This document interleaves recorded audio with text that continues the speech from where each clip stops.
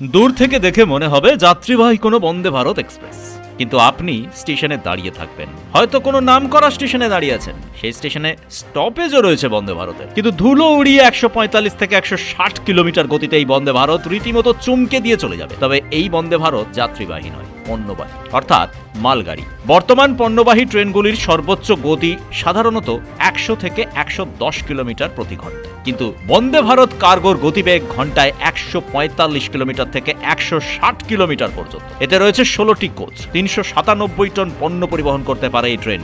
একই সঙ্গে রেফ্রিজারেটেড পার্সেলের সুবিধা রয়েছে। যাত্রীবাহী বন্দে ভারতের মতোই এই বন্দে ভারত কার্গোয় রয়েছে সিসিটিভি, অগ্নি নির্বাপক ব্যবস্থা ও আধুনিক ব্রেকিং প্রযুক্তি, সঙ্গে রয়েছে রক্ষা কবচ। পশ্চিম মধ্য রেলের কোটা ডিভিশনে কোটা থেকে নাগদা পর্যন্ত এই বন্দে ভারত মালগাড়ির ট্রায়াল রান হয়ে গেল গতকাল। তবে এখনই পাকাপাকিভাবে এই ট্রেন চালু হচ্ছে না। আপাতত আরডিএসওর তত্ত্বাবধানে 1 মাস পরীক্ষা নিরীক্ষা চলবে, তারপর দেশে চালু হবে প্রথম দ্রুতগতির মালগাড়ি বন্দে ভারত কার্গো। চেন্নাইয়ের ইন্টিগ্রাল কোচ ফ্যাক্টরিতে তৈরি হয়েছে বিশেষ ট্রেন। ভবিষ্যতে এই ট্রেন ই-কমার্স পণ্য, এক্সপ্রেস পার্সেল, ওষুধ ও আরো বেশ কিছু জরুরি সামগ্রী দেশের এক প্রান্ত থেকে আরেক প্রান্তে পৌঁছে দেবে খুব দ্রুত। কোন কোন রুটে এই বন্দে ভারত কার্গো চলবে তা এখনো ভারতীয় রেলওয়ে জানায়নি, তবে শোনা যাচ্ছে মুম্বাই ও দিল্লির মধ্যে প্রথম বন্দে ভারত কার্গো সরকারিভাবে চলার সম্ভাবনা রয়েছে। ব্যুরো রিপোর্ট, পূবের কলম ডিজিটাল।